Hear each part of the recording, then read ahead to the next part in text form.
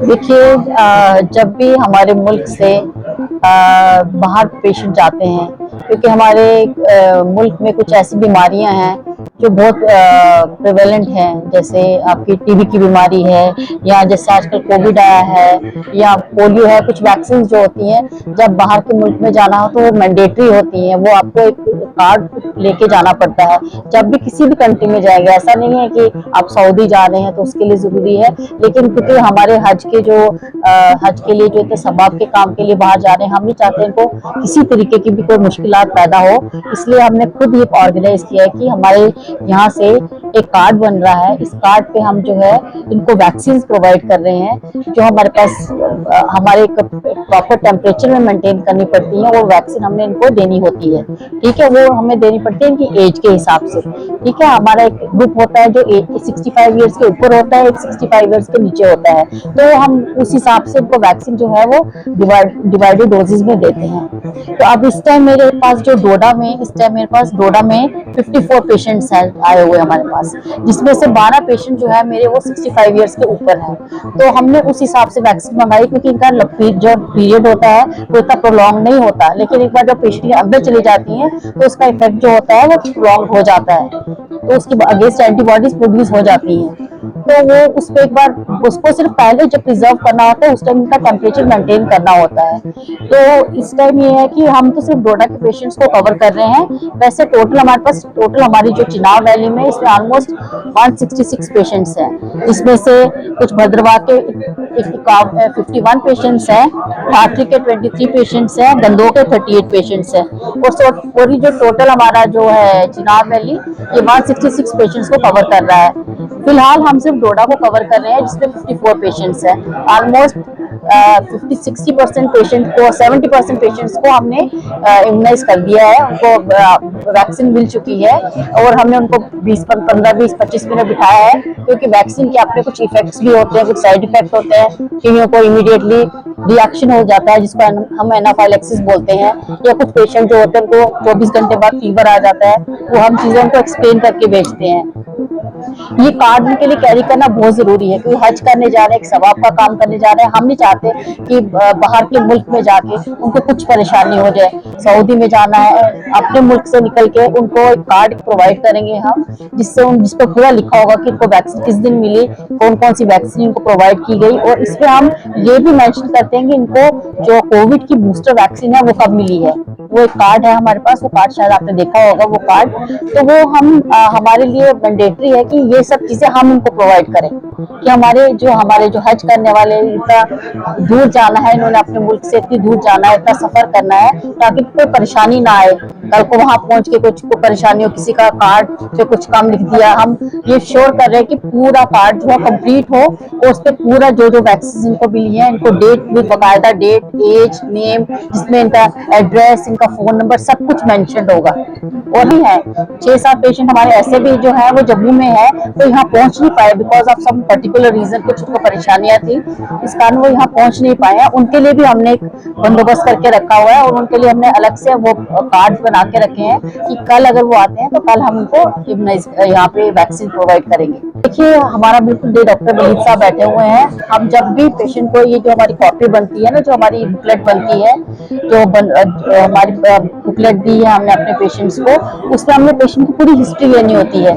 पूरी हिस्ट्री लेते हैं, हम पेशेंट का चेकअप करते हैं, उसका बीपी, ब्लड प्रेशर वगैरह सब कुछ देख के आते हैं। उनको पूछते हैं आप कौन सी दवाइयों पे चल रहे हैं या कौन सी दवाइयों पे नहीं चल रहे हैं, और हमें लगता है कि पेशेंट को हार्ट का प्रॉब्लम है या कुछ ऐसा प्रॉब्लम है, फिर हम उनको वहीं पे रोक देते हैं। हम उनको इस हालत में हम उनको एडवाइस करते हैं कि आप ना जाए। लेकिन अगर वो चाहते हैं कि हम जाना ही चाहते, क्या होता है कि ऐसी चीज है कि हर एक मुसलमान का एक दिली तमन्ना होती है कि वो एक बार जरूर हज जाए, क्योंकि हज जाना हो गया कि एक आपने मतलब खुदा से जाके एक मुलाकात तो हो नहीं सकती, लेकिन एक बहाना बनता है कि चलो मुलाकात करके आए। और इस उम्र में, जिस उम्र में अब बंदा रिटायर होता है तो ऐसा टाइम होता है कि तब बीमारियां भी लग जाती हैं, लेकिन ये होता है कि अब ये चीजें ऐसी है जिसके लिए हम रोक नहीं सकते, लेकिन हाँ हम उनको पूरी हिदायत देते हैं कि अपनी दवाइयाँ लेते रहें जो वो दवाइयाँ खा रहे हैं। तो जैसे मेरे पास अभी 54 पेशेंट्स जा रहे हैं, इसमें से हमारे पास ऑलमोस्ट 70% मेल हैं और 30% फीमेल्स हैं। लगा, मैं सच बोलूँ तो मेरे लिए एक नई जगह थी, मैं नोएडा कभी आई नहीं थी, बट यहाँ आके मुझे लगा कि यहाँ के लोग मुझे बहुत प्यार दिया इन्होंने। मतलब मुझे ऐसा लगा कि जैसे मेरी फैमिली मुझे यहाँ मिल गई है, और मेरे को उनकी बहुत दुआएं मिली। उन्होंने मेरे दिल सर पे हाथ रख के मेरे को गले लगाया। मुझे ऐसा लगा कि जैसे मैं ये उनकी दुआएं कभी जिंदगी भर भूल ना पाऊंगी। हाँ, लेकिन उनसे मैंने उसको थोड़ी सी रिक्वेस्ट की कि मेरे लिए थोड़ा सा जमजम लेके जरूर आ जाना। पहला सवाल, ये हॉस्पिटल वालों ने गवर्नमेंट हज कमेटी ऑफ इंडिया की तरफ से, गवर्नमेंट ऑफ जम्मू कश्मीर की तरफ से हमारे वैक्सीनेशन के लिए, जो कि इसमें एक बहुत जरूरी क्राइटेरिया रखा गया है कि इसके बगैर हमारे हज का आगे काफिला चल नहीं सकता है। अगर ये ना हो तो हमें वहाँ एयरपोर्ट से ड्रॉप भी किया जा सकता है। ये बहुत जरूरी था, तो इन्होंने बहुत खुश उसलूबी से इसको मैनेज किया है, अंजाम दे रहे हैं। अभी तक हमें ऐसी कोई दिक्कत नहीं आ रही है कि जिससे हमें ये रहता है कि गवर्नमेंट ने कोई अच्छा हाथ नहीं बढ़ाया हमारी तरफ, फॉर्मेलिटी की है, ऐसा नहीं है। यहाँ की प्रिंसिपल मैडम एक आज़म हज के पास, एक खातून के पास जाकर खुद ही उन्होंने तोहफे ताहिब भी दिए हैं अपनी तरफ से। एक गुडविल गेस्चर इन्होंने रखा है सभी हाजियों के लिए, और सभी से गुजारिश की है इन्होंने अपनी तरफ से। कहा भी हमारे लिए तो हुक्म होगा, तो बुजुर्गों के लिए गुजारिश रहेगी कि आप वहां जाकर हमारे लिए, इलाके के लिए, मुल्क के लिए अमन की दुआएं करें, तो नेक ख्वाहिशात का इजहार करेंगे।